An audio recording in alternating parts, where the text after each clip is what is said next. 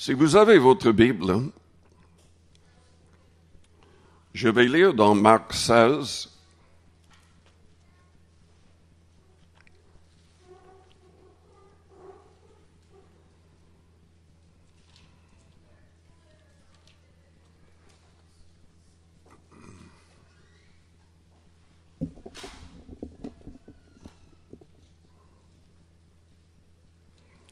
Je vais lire dans Marc 16 et aussi dans Actes chapitre 2.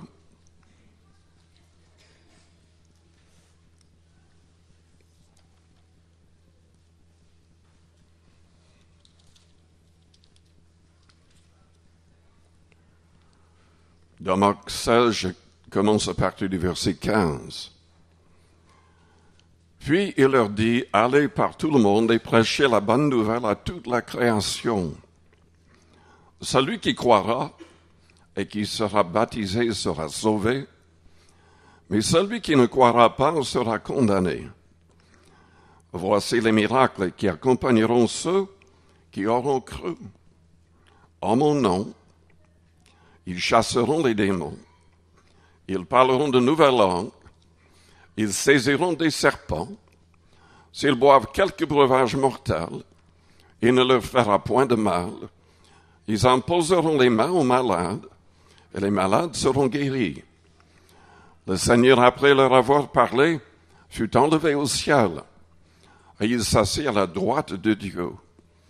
Et ils s'en allèrent prêcher partout. Le Seigneur travaillait avec eux, et confirmait la parole par les miracles qui l'accompagnaient.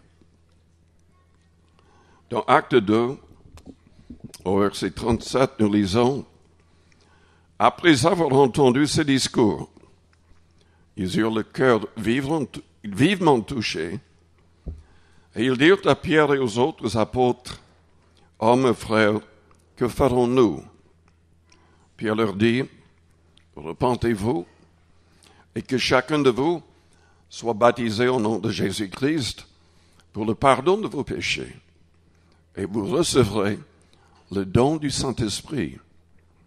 Car la promesse est pour vous, pour vos enfants, et pour tous ceux qui sont au loin, en aussi grand nombre que le Seigneur notre Dieu les appellera. Et par plusieurs autres paroles, il les conjurait et les exhortait, disant, sauvez-vous de cette génération perverse. Prions le Seigneur avant d'aller plus loin.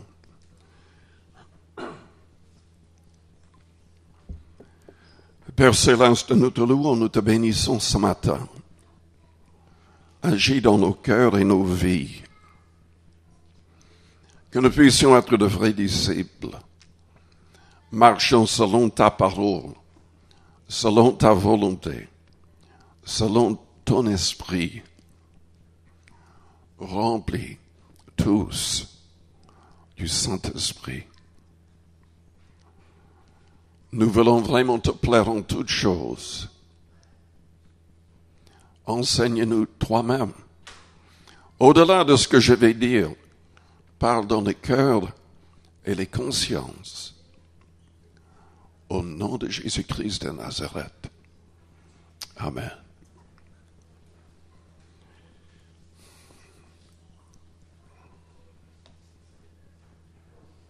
Ne bloquons pas le Seigneur. Ne limitons pas le Seigneur. Il veut nous bénir et il veut sauver, agir et bénir les autres au travers de nous.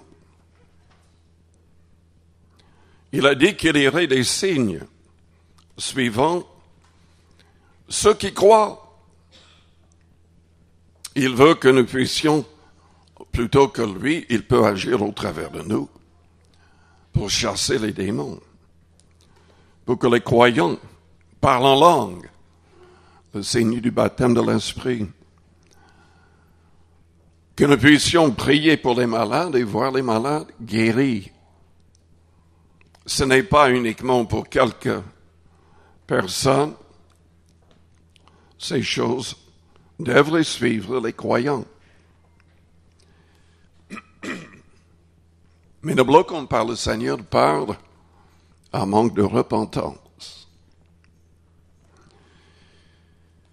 Avant de se faire baptiser, on doit se repentir. Malheureusement, il y a énormément de gens qui ne se repentent pas. Ou ils se repentent, ils changent dans quelques domaines, mais ne vont pas jusqu'au bout, suivant vraiment la parole ou l'Esprit du Christ. Il y a un autre problème aussi, même si au départ, nous avons renoncé à tout, nous avons changé de vie. Nous pouvons nous laisser tenter, pécher, et être liés par quelque chose en tant que chrétien. Je ne parle pas de démons, je parle de péché. Parce que Jésus-Christ a dit que celui qui se livre au péché devient esclave du péché. Qu'on soit non converti ou converti, le péché peut facilement, rapidement devenir une habitude. Et c'est très, très important de trouver la victoire le plus vite possible. Moi, je suis convaincu que nous devons changer d'attitude. Nous devons changer notre manière d'être par rapport au péché. Parce que ce n'est pas quand nous sommes déjà par terre que nous devrions demander pardon au Seigneur. C'est à l'instant même où la pensée mauvaise entre dans notre cœur. C'est alors qu'on devrait demander pardon au Seigneur. Et que nous devrions chasser cette pensée au nom de Jésus-Christ.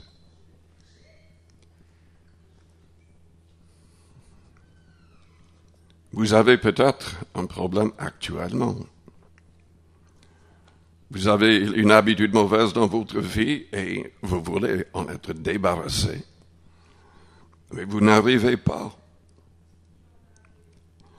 Jésus-Christ a dit ceci dans Jean 8, au verset 30.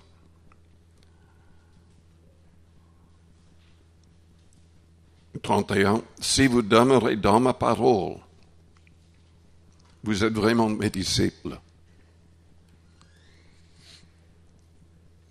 Il n'a pas dit si vous demeurez devant la télé, 24 sur 24.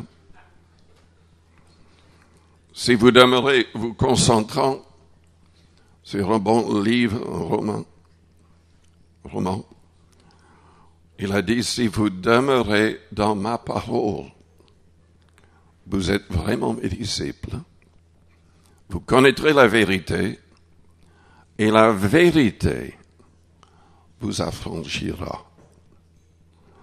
Jésus-Christ a dit, ma parole est esprit et vie. Cette parole libère. Cette parole suscite la foi. Nous devrions chercher à connaître les commandements du Seigneur pour les mettre en pratique. Selon Jean 14, au verset 15 à 17, Jésus-Christ envoie le Saint-Esprit aux personnes qui mettent en pratique ses commandements. Personnellement, j'ai un petit problème avec ces nouveaux mouvements qui prient pour que les gens soient baptisés de l'Esprit avant qu'ils connaissent même des choses de base. Parce qu'il y a des mouvements qui font cela maintenant. Je suis d'accord qu'on prie pour les malades. Ils n'ont pas besoin de savoir grand-chose, bien qu'en général, c'est mieux de parler du Seigneur avant de prier. Il faut quand même des choses de base. Je dis cela pour deux raisons, comme je viens de dire. Le vrai Saint-Esprit n'est donné que quand quelqu'un s'est engagé à mettre les commandements en pratique, et il faut les connaître. Jésus a dit dans Luc 14 qu'il fallait compter le prix avant de s'engager. Ce que je remarque, il y a des vidéos de gens qui sont en train de prier pour les malades dans les rues. Ils prient pour que les gens soient baptisés de l'Esprit, qu'ils parlent en langue. Mais je vous dis honnêtement, j'ai écouté, je ne suis pas du tout convaincu que c'est le Saint-Esprit. Je ne suis pas du tout convaincu par c'est parler en langue. On doit s'engager avec le Seigneur sur des bases bibliques. C'est Jésus-Christ qui baptise du Saint-Esprit. Et éloignez-vous des gens qui disent en plus, mais imitez-moi. La personne parle en langue, soi-disant, et les autres doivent répéter. Ça ne marche pas comme cela. C'est Jésus qui baptise du Saint-Esprit et on n'a pas besoin d'être enseigné pour parler en langue. Nous devons connaître ce que la Bible dit quand même. Vous savez, il y a de plus en plus de personnes qui me contactent soit par téléphone, soit par l'Internet, de beaucoup de pays. Et j'ai été contacté la semaine passée par quelqu'un de la Suède qui écoute les messages. Et cette personne connaît ce que la Bible enseigne par rapport au parler en langue, mais était très découragé parce qu'il n'a pas parlé en langue. Et le vrai problème dans tout cela, c'est que il a été craintif de faire l'expérience. Et aussi craintif de l'idée qu'il pourrait parler en langue et que ce ne soit pas le Saint-Esprit. Mais qu'est-ce que Jésus-Christ a dit dans Luc 11?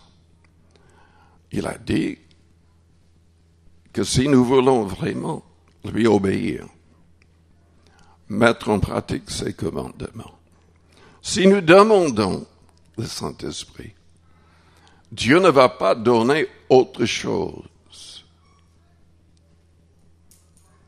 Il ne va pas donner autre chose. Je lui dis, mais le parler en langue, vous n'allez pas comprendre de toutes les manières au départ. Et c'est comme un enfant qui doit apprendre à parler. Enfin, je lui ai parlé longuement, j'ai raccroché, et moins de 15 minutes plus tard, il me téléphone de nouveau en disant, mais je parle en langue. Je parle en langue. C'est quand même quelqu'un qui connaît très bien la Bible et qui est dans une église depuis longtemps. Et je me suis réjoui. Je ne sais pas comment il a fait, parce qu'il avait quand même quelques doutes. Et ce qu'il disait en langue, il a mis phonétiquement dans un logiciel qu'il a traduit. Et il ne m'a pas dit exactement ce que ça disait, mais il était en tout cas convaincu qu'il ne disait pas n'importe quoi.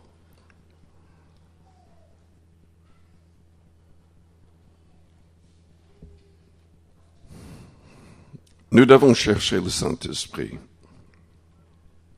Mais pour être aidé dans le témoignage, Jésus a dit, vous recevrez une puissance, le Saint-Esprit survenant sur vous, et vous serez mes témoins. Ces disciples qui avaient déjà eu l'expérience de chasser des démons, de voir des malades guéris, et tout le reste, Jésus leur a dit, ne partez pas, restez dans la ville de Jérusalem, jusqu'à ce que vous receviez la promesse du Père. C'est dans Joël 2 que nous avons cette promesse, concernant l'envoi du Saint-Esprit sur tous les croyants. Nous pouvons bloquer Dieu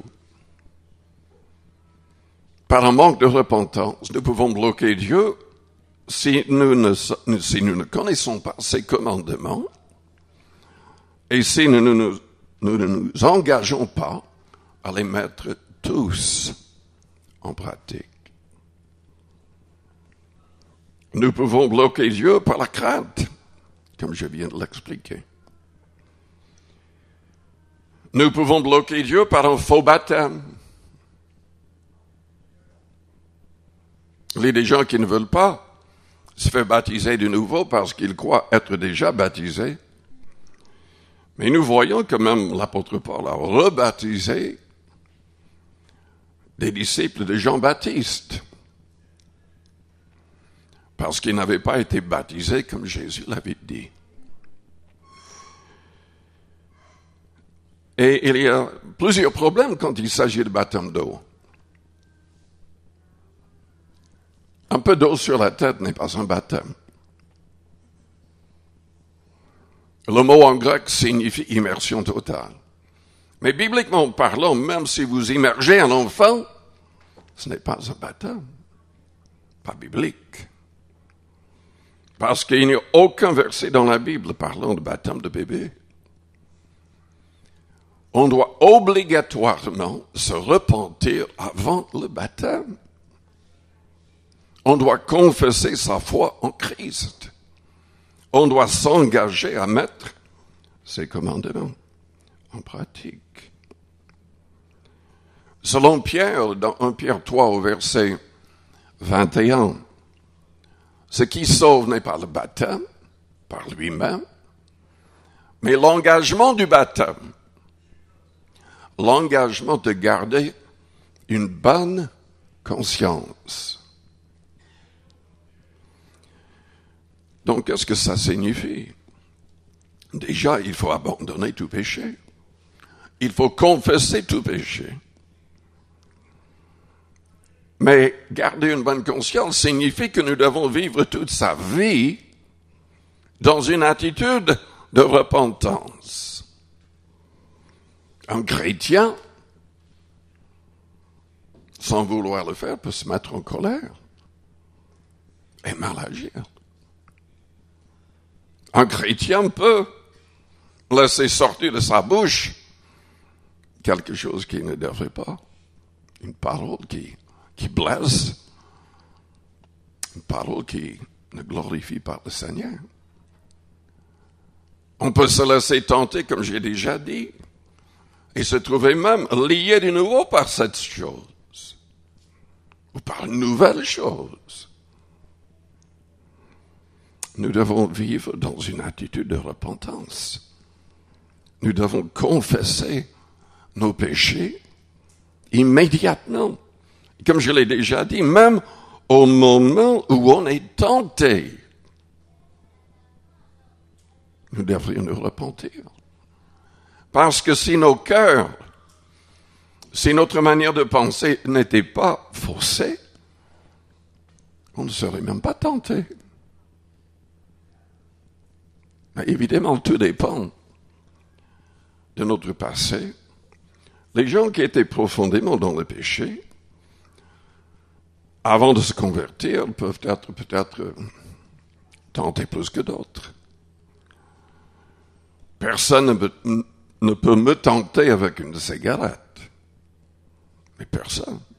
J'ai jamais touché à une cigarette. Ça ne me tente en aucune manière. J'ai jamais touché à énormément de choses parce que je me suis converti très jeune. Mais le diable trouve toujours une manière de nous tenter.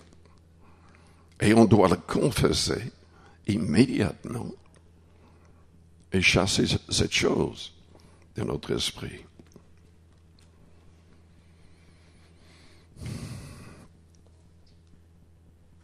Selon la Bible, nous devons garder la foi et une bonne conscience.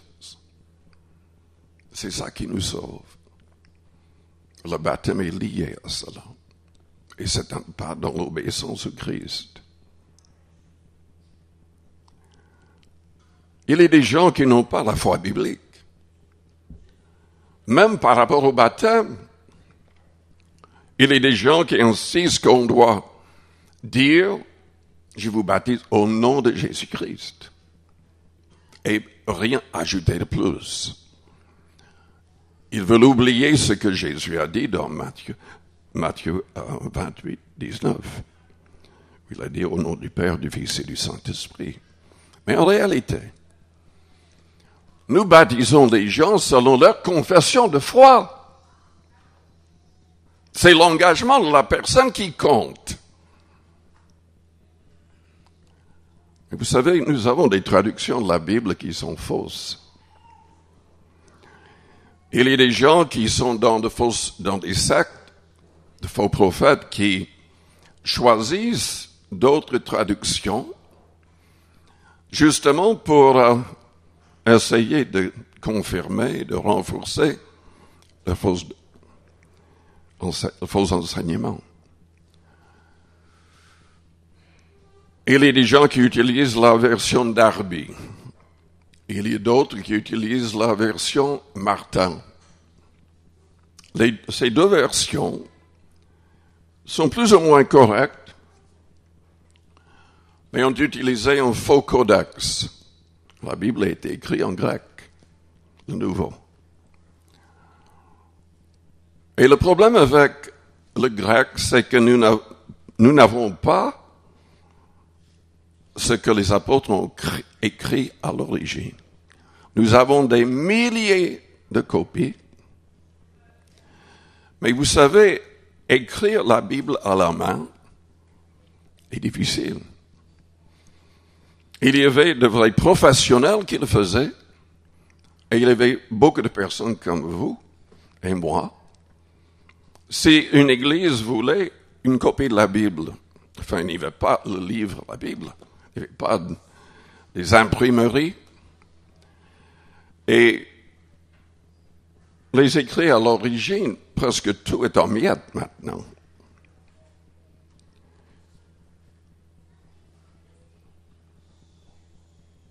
J'ai pas le temps de tout expliquer, mais dans ces deux versions, vous verrez sur Facebook, il y a tout un mouvement en train de donner les Bibles BGC, Bible de Jésus-Christ. En fait, c'est la version Martin. Et avec les commentaires de quelqu'un qui est dans la fausse doctrine. Dans Darby et le Martin, si vous avez la version de Louis II, vous pouvez lire dans Acte 8, verset 37, que Philippe, quand il a prêché dans le désert à l'Éthiopien a dit, mais voici de l'eau, qu'est-ce qui empêche que je sois baptisé? Dans cette Bible-là, c'est marqué, je crois que Jésus est le Christ, le Fils de Dieu. Et Philippe l'a baptisé.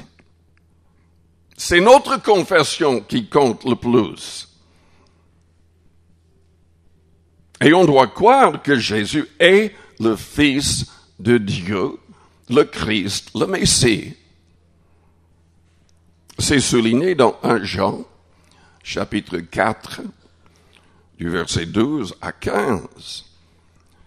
Et ce qui est vraiment important dans tout cela, c'est que dans 1 Jean 2, au verset 22, la Bible dit que quiconque nie le Père et le Fils est de l'Antichrist. On ne peut pas jouer avec la doctrine à cet égard.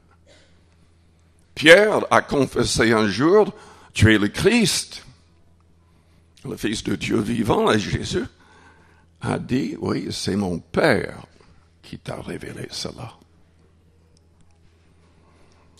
Le Père et le Fils sont distincts, bien qu'unis. Jésus a dit dans Jean 5, mon Père est un autre. Si je rendais témoignage de moi-même, mon témoignage ne serait pas valable. Mais il y a un autre, mon Père, qui rend témoignage de moi. Il est vrai que Jésus, selon Jean 16, est sorti du Père. Mais il est sorti du Père depuis avant la fondation du monde. Dans Jean 17, au verset 4 et 5, il priait en disant, « Mes Père, glorifie-moi avec la gloire que j'avais auprès de toi avant que le monde fût. » Jésus est appelé Dieu par Dieu le Père. Dans Hébreux chapitre 1er. Il est appelé dans Jean chapitre 1er Dieu avec Dieu. Nous devons confesser que Jésus est le Fils de Dieu pour être sauvé, pour avoir une relation avec Dieu, le Père, qui est invisible et que personne n'a jamais vu. Selon 1 Jean 4, 12. C'est important parce qu'il y a toutes sortes de sectes qui éloignent les gens des églises. Des gens qui s'élèvent comme prophètes et tout le reste. Nous savons que ce que Louis II a traduit est basé sur le bon codex, parce que nous avons aussi des écrits des premiers chrétiens qui confirment ces choses. Par exemple, Irénée, qui a été formé par Polycarpe, un disciple de Jean, l'apôtre. Polycarpe a été brûlé vif pour sa foi. C'est lui qui a formé Irénée. Irénée a écrit 2 grandes œuvres. Vous pouvez même les trouver sur l'Internet. Il parlait de la vraie prédication apostolique et un autre contre les hérésies. Il luttait contre le gnosticisme de l'époque. Et même ce que nous avons dans le Nouveau Testament, vous savez, l'Église a décidé vers 325 ce qu'on devait mettre dans le Nouveau Testament. Ils se sont basés sur les écrits d'Irénée. Parce que Irénée a fait des références à tout ce qui est dans le Nouveau Testament, à part le petit message à Philémon.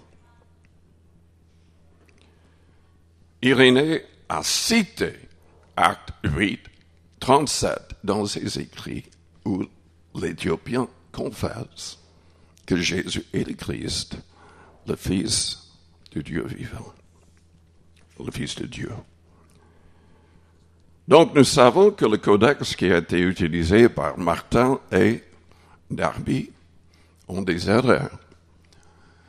De toutes les manières, quand une seule personne traduit et il n'y a pas d'autre pour corriger, on trouve des erreurs. En fait, il y a des erreurs monumentales dans l'Ancien Testament, dans ces 2 versions. Mais souvent, les faux prophètes se servent de cela parce qu'ils ne veulent pas que leurs disciples disent que Jésus est le Fils de Dieu. Ils disent qu'il est Dieu, point. Père, Fils et Saint-Esprit. Et ça n'est pas l'enseignement des apôtres. Jamais. Nous rendons grâce à Dieu par Jésus-Christ, qui peut être sauvé, selon Hébreux 7, au verset 25.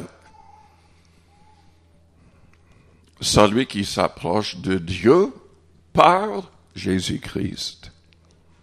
Jésus a dit dans Jean 14, au verset 6, « Je suis le chemin, la vérité et la vie. Nul ne vient au Père que par moi. » En fait, ces groupes, ils prient Jésus en l'appelant Père. Et ils ont toutes sortes d'autres idées qui contredisent tout le Nouveau Testament. Nous pouvons bloquer Dieu et les vraies bénédictions avec toutes sortes de fausses doctrines. Mais est-ce que vous comprenez que je n'ai pas expliqué complètement? Il y a différents codex. Parce que pour qu'une autre église ait une Bible, une copie de la Bible à l'époque, quelqu'un allait dans la première église, parce qu'il n'y avait que ses écrits. Tout le monde n'avait pas une Bible comme nous. Pas du tout. Même rien n'était réuni. Il y avait tous les écrits séparés. Et donc, quelqu'un devait copier par main tout cela. Si la personne était fatiguée, il pouvait manquer un verset. Et ce verset manque dans le Martin et dans le Darby et dans d'autres.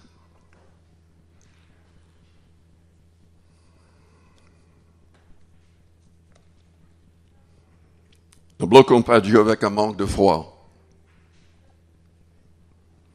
Sans la foi, selon Hébreux 11, verset 6, il est impossible de lui être agréable. Car celui qui s'approche de Dieu doit croire qu'il existe et qu'il est le rémunérateur de ceux qui le cherchent. Dans sa ville natale, Jésus n'a pas guéri beaucoup de malades. Il a fait certaines choses en privé, mais c'était à cause de leur incrédulité qu'il n'a pas agi. C'est ce qu'on remarque souvent dans le Nouveau Testament. Jésus agissait là où il y avait la foi. C'est la foi qui plaît à Dieu. Et il veut que nous soyons de vrais croyants. Croyants que nous pouvons, en son nom, chasser les démons. Et guérir les malades. Et même ressusciter les morts. Et je voudrais vous encourager. Manifestez votre foi. Agissez selon cette foi. J'ai parlé dans un autre message. Un groupe d'adolescents envoyés au Guatemala faisaient du porte-à-porte. Personne ne voulait les recevoir. Finalement, une femme a ouvert la porte et elle pleurait parce qu'elle venait de perdre son enfant quelques jours avant. L'enfant était enveloppé dans une autre chambre, pas encore enseveli. Ce groupe a demandé s'ils pouvaient prier. Ils ont commencé à prier en langue. Ils ont demandé de voir l'enfant. La mère a même permis qu'il voie le visage. Et ils ont commencé à continuer à prier en langue. Et le Seigneur a ressuscité l'enfant. Et tout le village s'est converti. Des adolescents. Dieu veut faire des miracles. Nous devrions avancer par la foi. Nous devrions donner par la foi. Nous devrions témoigner avec foi. Il veut accomplir son plan au travers de vous et de moi. Je vous invite à fermer vos yeux, à courber vos fronts. Avec les yeux fermés, les fronts courbés. Peut-être que vous êtes là et vous n'avez pas encore donné votre vie à Jésus-Christ. Sachez qu'il est il est la seule personne qui peut sauver votre âme. Toute personne dans notre monde qui meurt sans Jésus-Christ passera l'éternité dans des tourments terribles.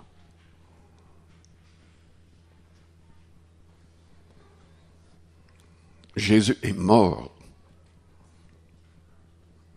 pour nos fautes. Lui, il était sans péché. Dieu l'a ressuscité le 3e jour pour notre justification. Il a accepté son sacrifice pour vous et pour moi. Nous devons croire cela. Nous devons le confesser. Et nous devons nous engager à le suivre. Nous devons le mettre à la première place avant la famille. avant notre propre vie. Nous devons porter notre croix et le suivre véritablement pour gagner des âmes. Suivez-moi et je vous ferai pêcheurs d'hommes, il a dit. Et il a dit aussi que nous devions renoncer à tous nos biens pour être son disciple.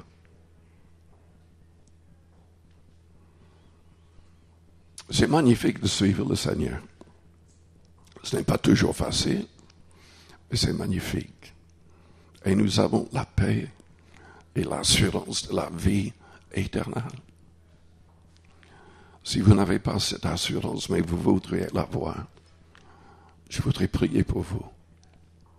Faites-moi signe en élevant votre main juste pour un instant.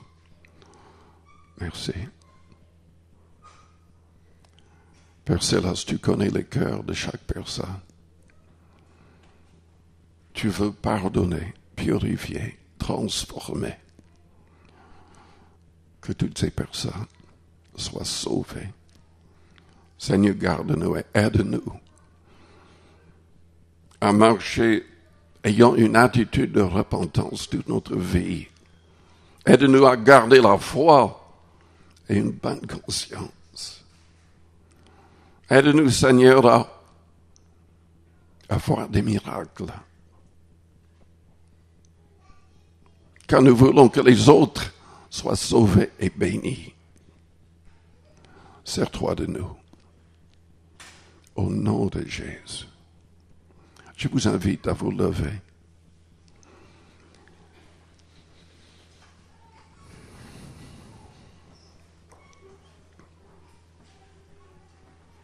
Si vous avez besoin d'un miracle, peut-être de guérison ou dans un autre domaine, élevez vos deux mains vers le ciel avec foi. Père, tu connais les besoins de chacun de nous. Passe dans les rangs, touche chaque personne. Seigneur, que nous puissions entendre des témoignages magnifiques de guérison et témoignages de miracles dans d'autres domaines. Au nom de Jésus-Christ. Remercions le Seigneur par la foi. Remercions-le par la foi. Je prie aussi, Seigneur, que tu baptises du Saint-Esprit toutes les personnes qui viennent dans notre Église. Que tous s'engagent à mettre tes commandements en pratique. Que tous reçoivent le Saint-Esprit et ses dons afin que les autres soient édifiés. Afin que nous soyons édifiés miraculeusement. Alléluia. Alléluia.